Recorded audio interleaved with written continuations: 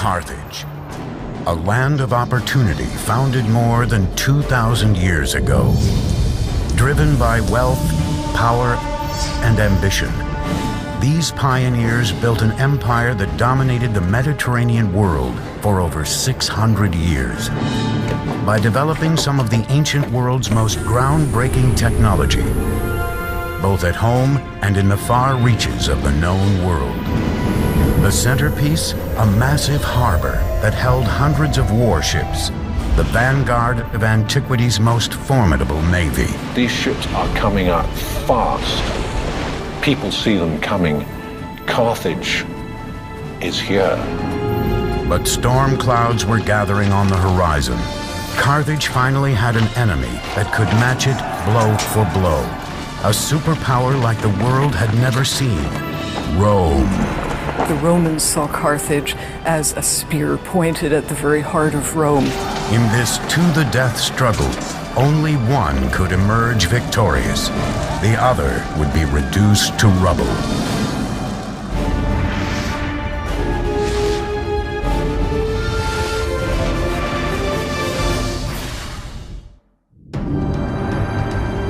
Bloodshed, massacre, brilliant feats of engineering, and acts of suicidal bravery will mark the collision between the ancient world's two greatest superpowers, Rome and Carthage. It will be a fight to the death, and the outcome will change the course of Western history. Welcome to Tunisia. Hello, I'm Peter Weller. When I was a kid, I heard the name Carthage, and I knew it was an ancient city. I didn't know exactly where it was. I'd heard of Hannibal and the elephants crossing the Alps and these famous wars with Rome. And I learned these wars were called Punic Wars, after the Latin word punici, which is what Rome called Carthage. But I had no idea where Carthage was. Well, it was here, in the northern tip of Tunisia, and behind me is the modern capital of Tunis, a city of about 2 million people sitting on the Mediterranean Sea. By the 4th century BC, Carthage was an absolute empire, dominating the Mediterranean with a formidable navy. But the original legend of Carthage starts in the eastern Mediterranean city of Tyre, the Phoenician city of Tyre, and a beautiful woman named Dido, and the jealousy and greed and lust for power that would absolutely rip a royal family apart. Dido was the beautiful daughter of King Matan. Her husband was an ambitious Phoenician who had met an untimely end. He was murdered by her brother, Pygmalion. Terrified for her life, Dido fled across the Mediterranean from her homeland of Tyre to a no-man's land at the northern tip of Africa.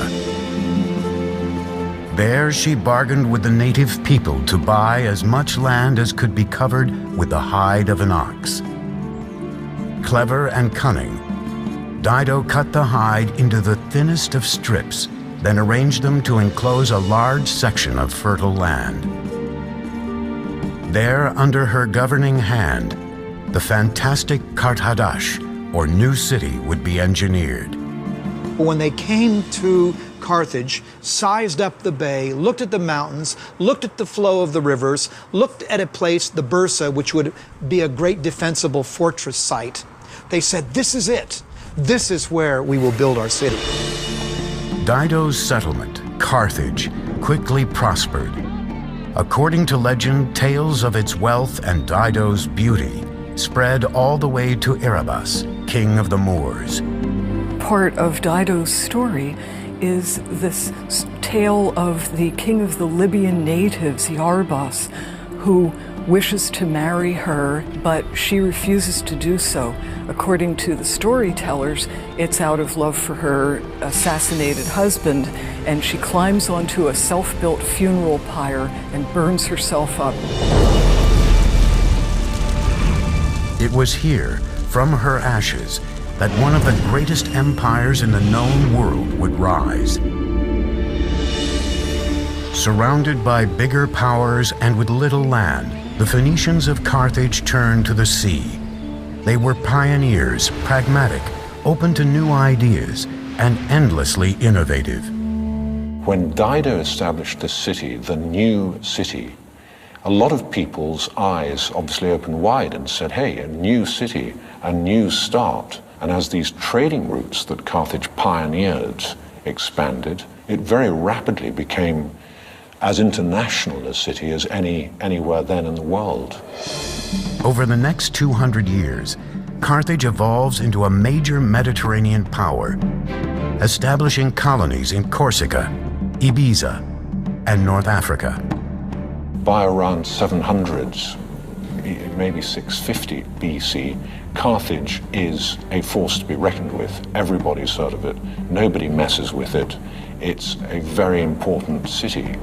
Through expansive trade networks, by the 7th century BC, Carthage's new territories were generating a massive treasure chest, and its population reached 300,000, making it one of the biggest cities in the world.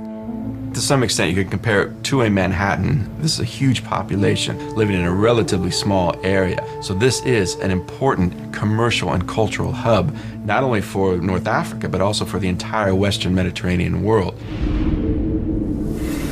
Before the Carthaginians' grand engineering feats had been launched in the name of the gods, Carthage's focus was closer to home. Like America 2,500 years later, the wealth of Carthage drew legions of people looking to make their fortune. Soon the city's architects and engineers had to find a way to house them all, a challenge that would lead to the most remarkable urban building boom in antiquity.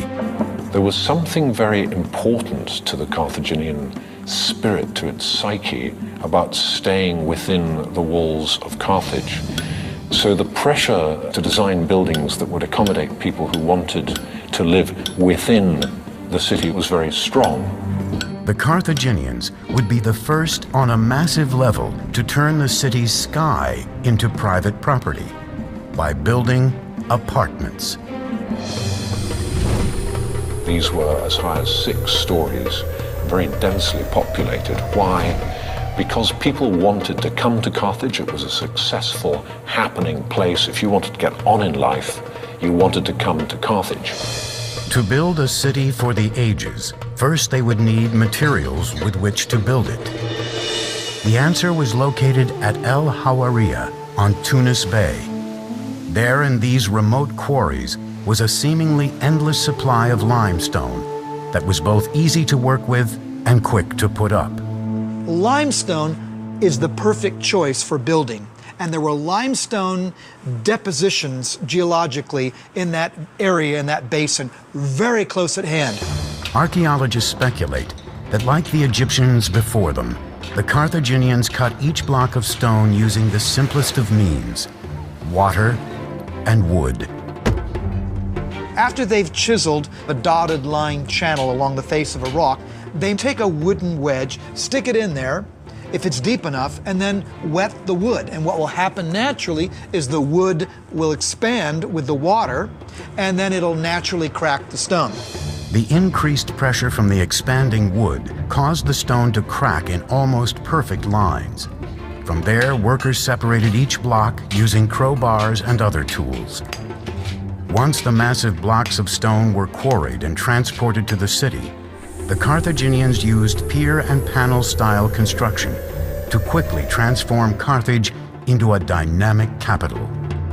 It's very clear that by using stone in the first place, they weren't ready to pick up and go elsewhere. They were looking down the long term. For each metropolis to survive, it needs a constant source of running water. Carthage was no different, so the ancient city engineers turned to cisterns, like this. Each cistern was made of a double layer of eggshell, ash, and clay, made the cistern absolutely watertight. Every home enjoyed access to a cistern through a series of pipes and channels. Carthaginians had fully equipped bathrooms with tubs and sinks and even showers years before ancient Rome. And we have clear evidence way before the foundation of Carthage of domestic plumbing. But it is Carthage by 600 BC or thereabouts, and certainly Carthaginian town of Kirkuane by 450 BC, that we have the first evidence of a unified system of water usage and, critically, sewage. Any fool can put in a bathroom, but the question is what you do with the waste water. And at Kerkouane you see very clearly a unified single system that has piped water to the rooms that need it, the kitchen and the bathroom, but then piping the wastewater out to a common sewage system. This was evolutionary, yes, but it is also typically Carthaginian because it's also revolutionary. By the 6th century BC, Carthage was growing into a true city-state, brimming with magnificent temples, glittering palaces, and high-rise houses. But as Carthage's flame burned brighter, the flame of their Phoenician cousins was burning out. The great Phoenician city of Tyre fell to the Babylonians in 574 BC. Carthage was now on its own. Before long, the Carthaginians would sail beyond the dusty shores of North Africa, continuing to expand their empire by conquering the seas. 520 BC, 3,000 oars propel 60 ships through the Pillars of Hercules, known today as the Straits of Gibraltar. Hanno the Navigator, the great admiral of Carthage, is sailing to the edges of the known world. He is preparing to launch a power play that could lead to total domination of the Mediterranean. So every great explorer, Christopher Columbus, Vasco da Gama, who sailed off into the unknown, seems to me a very strong parallel for the original and best of them, Hanno the Navigator. Hanno set sail to extend the boundaries of the Carthaginian network of colonies and exchange, not mere trading activities, but planting whole cities of new settlers to maintain control of land and access to its resources. Carthage's technical prowess on the seas has brought it power and wealth. By the 6th century BC, the islands of Corsica, Sardinia, and the Balearic Islands are now under its control. The hub of its power flows from a marvel of engineering, the harbor of Carthage. This is the absolute pinnacle of Carthaginian engineering. Although records are shaky, archaeologists believe it may have been constructed as early as the days of Hanno. But at the height of her power, in the 2nd century BC, the harbor of Carthage was transformed, technologically superior to any maritime facility in the world, and the very lifeblood of Carthage. It was part of Carthage, it was the heart of Carthage, it was the lungs of Carthage, it was everything to Carthage, both naval and commercial. The harbor had a common entrance from the sea that was 70 feet wide, which could be closed with iron chains. Inside its gates were 2 separate marinas, the first for the traders and merchant vessels. The mercantile harbor, the commercial harbor, was organized with conventional wharves to make as easy as possible the loading and unloading of goods. So in Carthage, readily one can imagine in, say, 400 BC, you would see all the goods there were in the then known world being bought, being brought, being sold in Carthage. The second, a circular harbor, was designed for military use. A series of 30 docks were arranged symmetrically. Another 140 additional berths radiated out on the perimeter of the circular port, allowing the entire harbor to hold 220 boats. Today, a lone dry dock has been excavated, a reminder of the strength the harbor once commanded. This is all that's left of the Kothon, or military harbor of ancient Carthage. A kothon was an interior port carved out of the land as opposed to an exterior port attached to the seaside. Now, with all these beautiful villas around here, it's kind of hard to imagine that this harbor was the launch point for the wealth and power of ancient Carthage. Now, the nerve center for this maritime hub was that circular island out there where there were 40 or 50 slots for boat dry dock. And on top of that island was a big tower where trumpeters would blare signals and heralds would deliver orders and admirals would oversee operations like observing what ships were coming in from sea, be they friend or foe, while at the same time those ships couldn't very well observe what was going on in this port. Nobody has anything approaching this potency, this power, let alone this navigation and seafaring skill. So when the barriers are taken off the channel and shoof, within, they're scrambled, as they did in World War II with aeroplanes. These ships are coming out fast down this channel and out into the Mediterranean. People see them coming. Carthage is here. For 2 centuries, Carthage dominated the Mediterranean. But a rival across the sea to the north was steadily evolving into a military machine of unparalleled potency. Rome. These 2 superpowers would soon find themselves in conflict over the jewel of the Mediterranean, Sicily. Carthage was built to trade, and Sicily was critical to that trading.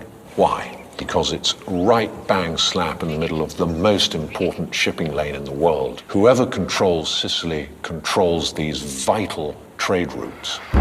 The Romans saw the enormous riches that Carthage could command, and it started to just elbow into them. And the Carthaginians nudge back and say, hang on, we were there first. Please, as it were, get your tanks off my lawn. Both Rome and Carthage now had settlements on Sicily. This tension would trigger a series of wars that would rock the ancient world. The Romans saw Carthage as a spear pointed at the very heart of Rome and at their own burgeoning trade empire. So, of course, they felt they had to eliminate it. They would come to be known as the Punic Wars, named after the Roman word for the Phoenicians. The outcome would change the course of world history, and Carthage would be led by one of the greatest military geniuses of all time. At the beginning of the 3rd century BC, the Republic of Rome is called down into southern Italy by a Greek town to help that town against pirates. Now, it's not long after that the 2 Sicilian cities get at it. One of them, Messina, originally asked Carthage for help, but then they go, nah, let's ask Rome, because they're closer, probably a better deal. Syracuse fights Messina and Rome 1 battle, quits, gives up, turns himself over to Rome, and Rome, in the span of decades, has all of southern Italy and eastern Sicily. This really POs Carthage, and thus begins the First Punic War. And the outcome of this war will not only decide who owns Sicily, but who's going to be ruler of the entire southern Mediterranean Sea. 264 BC, Rome and Carthage begin the First Punic War. 17 years later, the 2 sides are still deadlocked in a bloody slugfest. The stalemate appears to be broken only when a fierce and charismatic military commander named Hamilcar Barca takes control of the Carthaginian forces. Hamilcar was the first great general of the Carthaginian Empire. He's the man with charisma. He's the man who knows how to get the job done, how to save their coals from the fire. Between 247 and 242 BC, this fiery military tactician, Hamilcar Barca, sweeps into Sicily. He's dynamic, he's powerful, and he's absolutely ruthless. But what gives Hamilcar his real confidence is that at his back he has a new sleek form of warship called the quinquereme, quin meaning 5 banks of rowers. The quinquereme isn't really developed by the Carthaginians, it's developed by the Greeks. But what the Carthaginians do is make this sea-going battering ram huge. In that period of the Punic Wars, wow, they were the feat of shipbuilding and engineering. Quinquereme apparently had 5 banks of oars. Now, there's been some debate exactly how that worked, but it is believed that there were 3 levels with 5 guys, 2 on the top 2 levels, each with an oar, and then 1 guy at the bottom. Whatever the case, it was a bigger, larger version of the trireme. However, even though it's a bigger version, the tactics involved in naval warfare are exactly the same. The main purpose of these ships is to ram the enemy's ship. That's what they were engineered for. Outfitted with a bronze-covered ram, they were designed for speed and maneuverability. These were very, very, very quick. Trying to catch a Carthaginian warship was trying to hit Muhammad Ali in his prime as a boxer. A standard quinquereme was roughly 120 feet long, 9 to 16 feet wide, and could hold up to 420 sailors. Fully manned and loaded, a quinquereme weighed more than 100 tons. On open water, these megaships were killing machines. And this thing is just coming straight at you at a speed you've never dreamt of as possible. And bang!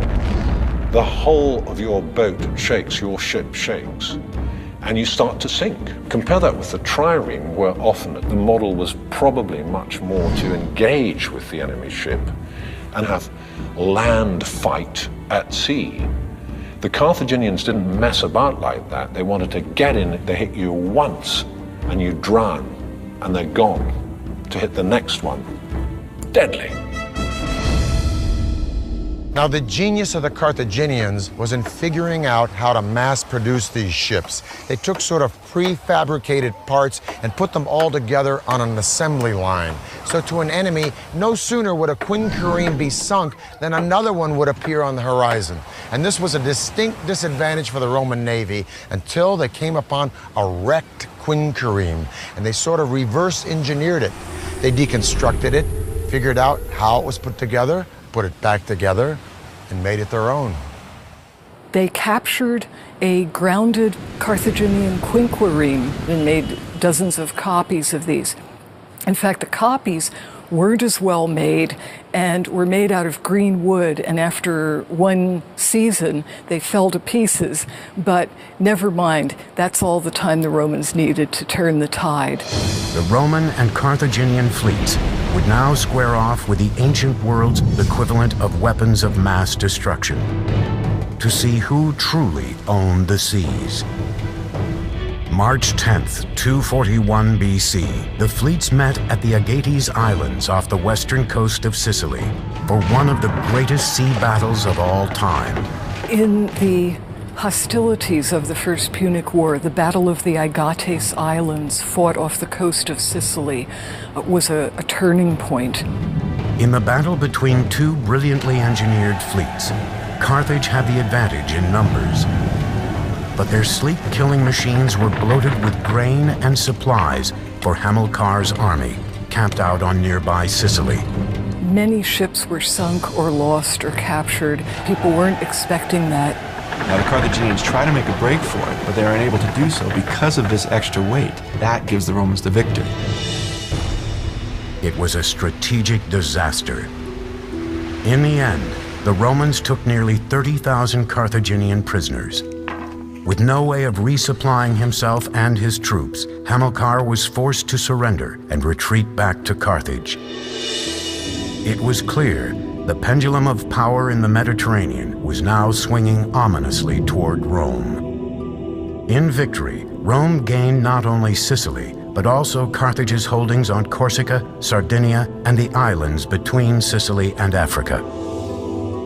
Hoping to cripple Carthage, Rome forced it to pay a large tribute. But Carthage was not ready to give up yet. It turned westward to Spain to generate new wealth. And the Carthaginians send Hamilcar Barca to Spain, so his goal in 237 is to conquer as much of Spain as possible. It took 9 hard-fought years for Hamilcar to conquer the native tribes there.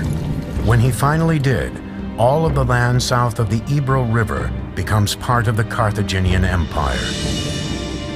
But Hamilcar paid for that conquest with his life. In 228 BC, he was killed in battle with a rebelling native tribe. Hamilcar's death in Spain was a great blow to Carthage, but it was by no means the end of Carthage. In fact, it opened the way for a whole new initiative.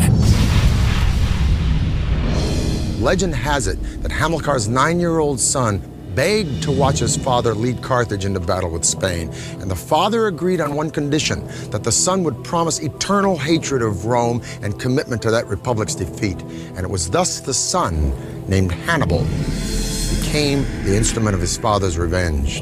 And this was the first step on a path that would transform Hannibal into the most devastating foe that the Republic of Rome would ever face.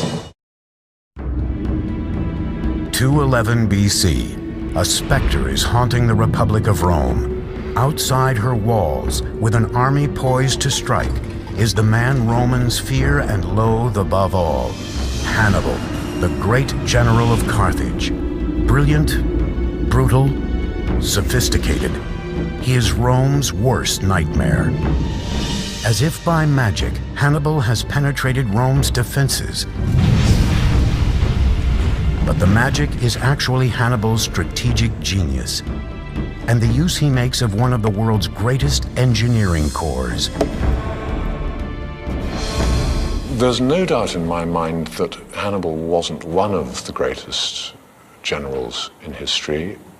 I think demonstrably he is the greatest general in history. Hannibal's genius is born of a near religious zeal to destroy Rome, handed down to him by his father. In 221 BC, he was given the tools to do it. At the age of 26, he took command of the Carthaginian army. Hannibal was certainly Hamilcar's son. He was a crafty politician, a brilliant strategist and military man, but his real genius was in knowing when to use all of the great engineering developments that Carthage had at its disposal. As a commander of ironclad courage, he would launch one of the most stunning campaigns of aggression the world had ever seen. Rome had gained control of the Mediterranean, meaning Hannibal could not reach his enemy by sea. Driven to fulfill the vow he had made to his father to destroy Rome, Hannibal set out to do the impossible. He'd march over land, across the Alps, to the heart of the Roman Empire. Now, Hannibal knows he's greatly outnumbered. He knows he has a relatively small army in comparison to the Romans, but he does come up with a strategy which he believes will bring him victory. And what he has to do is take his army to Italy itself and attack the Romans on their home field. Hannibal set off in 218 BC with an army of 90,000 men, 12,000 horses, and 37 elephants acquired from African neighbors to the south. Elephants have been used in battle for centuries before this. They could be the turning point in a battle because the cavalry of the enemy could not withstand elephants. Therefore, Hannibal believes it's worth it to try to get these elephants to Italy. By October, they'd traveled more than 600 miles and came face to face with their first major obstacle, the raging Rhone River in France. Even at its narrowest, shallowest time of the year, the Rhone River is still going to be somewhere between 100 to 150 to 200 meters wide. It's going to be daunting to all of Hannibal's field engineers. On the other side, a large number of Gauls were waiting to do battle. But the wall of water was a potentially deadly obstacle that had to be vanquished first. Hannibal's builders would have to conquer Mother Nature. Not only are the engineering feats daunting, but you also have crowds of insubordinate and hostile tribes waiting on the other side of the river. The solution would be one of Carthage's most spectacular feats of engineering. A series of giant rafts large enough to shuttle animals and supplies across the river in record time. These rafts were about 200 feet long and 50 feet wide. Now that means that you can't just use one single tree trunk. You have to also put multiple trees together and then lash those together too. This requires more than a Boy Scout knowledge of knots. With speed and efficiency, Hannibal's soldiers harvested massive conifers from the surrounding forests and connected the trees together with rope. One thing his engineers had to account for was the psyche of the elephants. So once the logs were bound together, the barges were piled high with a layer of sticks and a layer of earth so that the elephants would think they were on solid ground. When all was ready, Hannibal gave the signal to release the barges. The Gauls, startled by his boldness, were mystified when they saw the Carthaginian general leading his troops, cavalry, and elephants en masse across the turbulent Rhone. When he arrived at the river's opposite bank, the Gauls broke in panic and fled without striking a blow. The entire operation took a little more than 9 days. I think the crossing of the Rhone in such a short space of time using rudimentary equipment is one of the great achievements of military history. And people slightly forget the small engineering miracles that made all this possible. Hannibal and his army continued on and made their way to the foot of the Alps. With winter looming, the troops were starving and exhausted. As they ascended, they confronted another seemingly impossible obstacle: giant boulders. Hannibal's engineers devise a plan that would allow the troops not just to go over, but through. The stratagem of crossing the Alps certainly shocked the people of Italy.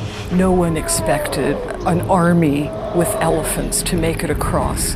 And although the Alps may have seemed in places impassable, this idea of breaking up the mountains themselves to create a pathway to get your pachyderms across was a brilliant idea. Now, how did Hannibal get his men, not to mention all those elephants, up, over, around, or through these giant boulders? Well, according to the Roman historian Livy, he came up with an ingenious plan along with his engineers that would literally move mountains. They cut big crevices through these boulders, and then they got wood from the surrounding forests. They'd wrap these boulders in the wood, and when the wind was right, they'd torch the wood. The rocks would heat up, and just when they were hot enough, they'd pour boiling vinegar into the crevices, which would shatter or melt the rocks such that his men could break them apart with iron implements. Now, what was Hannibal doing up in the Alps with all this vinegar? Well, if this is true, and we like to think it was, otherwise how did he get across the Alps? It speaks volumes to the genius of this brilliant general. I'll tell you one thing, after navigating the snow of the Alps, the sight of the plains of northern Italy must have been very, very welcome. On August 2nd, 216 BC, near Cannae in southern Italy, Hannibal faced off against Roman forces under the command of Terentius Varro in a decisive conflict that would seal the fate of these two empires. As dawn breaks, Hannibal draws up a force of 50,000 men, newly strengthened with the help of hired mercenaries, against Varro's nearly 90,000 Romans. Varro decided to try and crush his opponent, sending a massive force to attack Hannibal's center. This would prove to be a fatal mistake. Anticipating Varro's strategy, Hannibal orders his cavalry to circumvent the Roman ranks from the rear. Hannibal had certainly done his homework in studying the psychology of his opponents, and he was able to trick them into his center, and then his forces could engulf them. Completely surrounded, the Romans were slaughtered where they stood. Only 3,500 Romans managed to escape. 10,000 were taken prisoner, and 70,000 were left dead on the battlefield. At the Battle of Cannae, the single greatest defeat ever inflicted on a Roman army throughout its entire history. And of course, we have to go to World War I to find a scale of slaughter as big. Cannae was a masterpiece of military strategy, but Hannibal was unable to capitalize on his string of victories.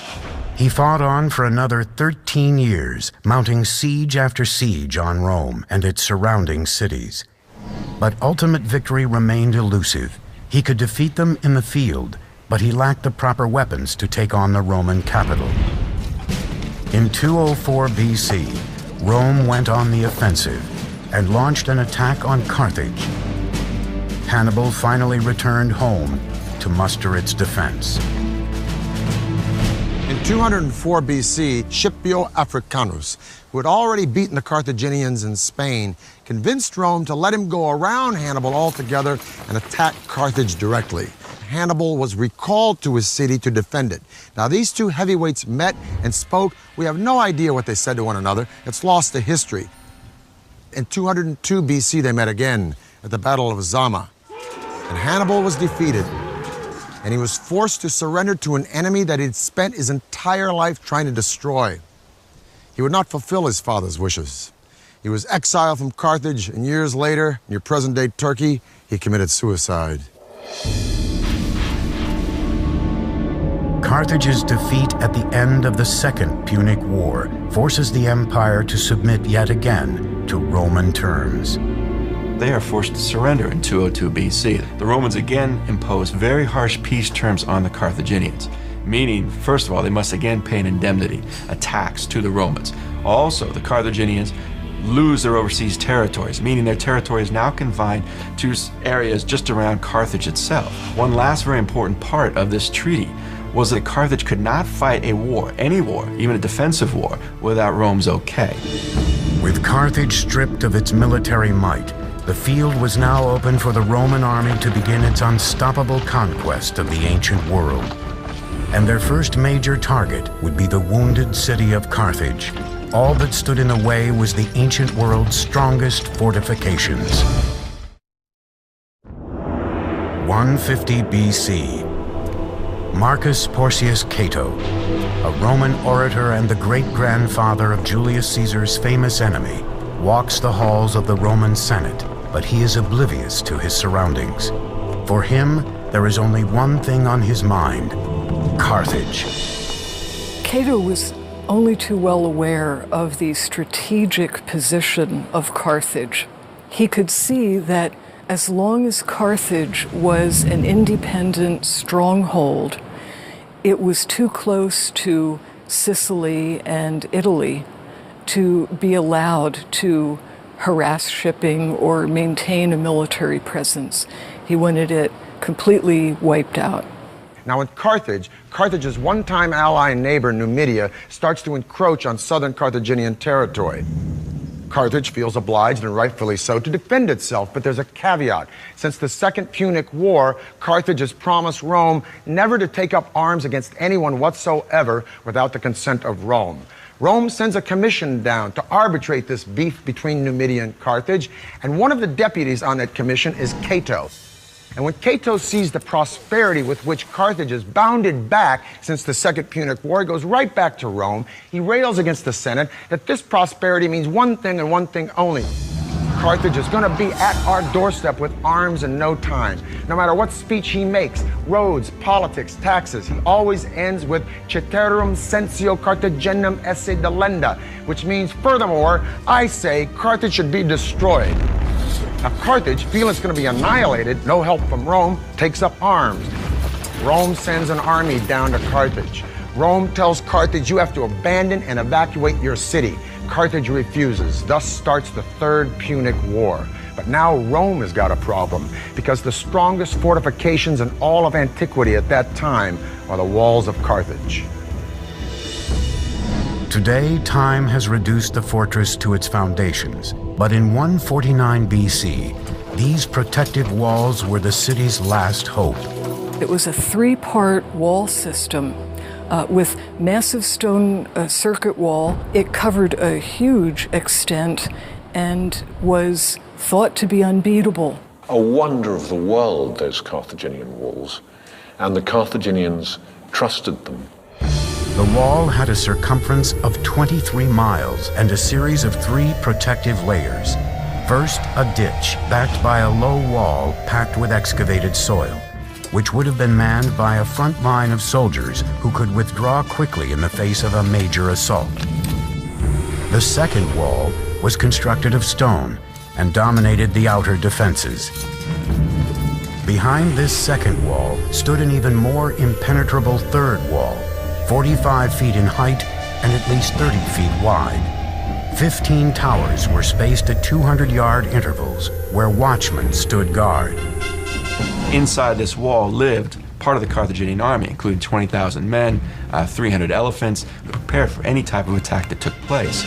The wall system surrounding Carthage made it the best fortified city in all of the Mediterranean, if not the world.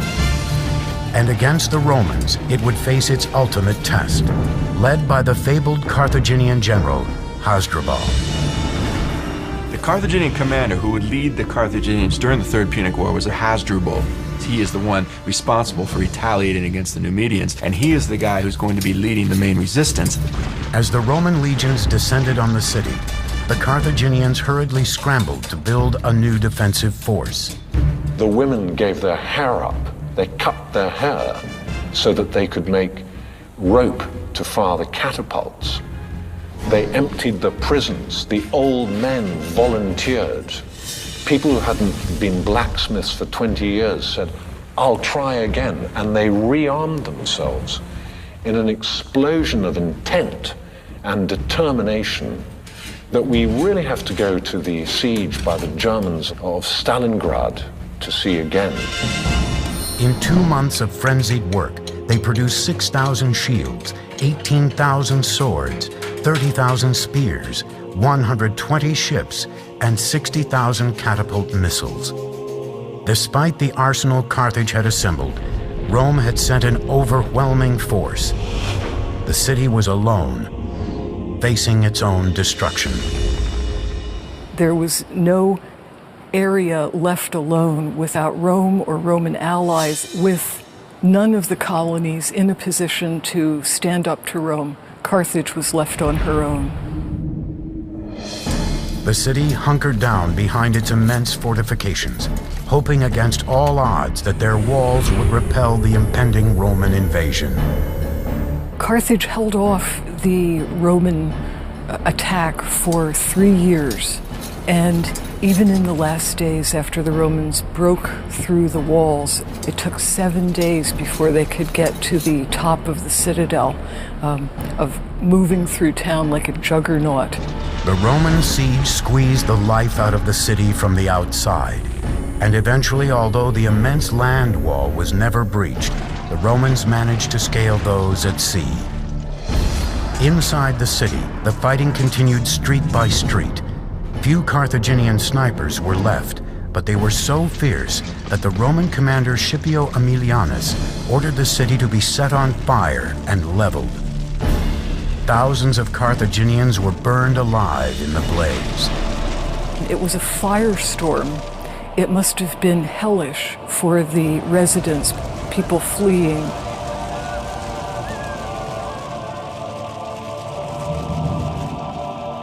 During its siege and capture, Carthage had been decimated. The city's population fell from 500,000 to 50,000.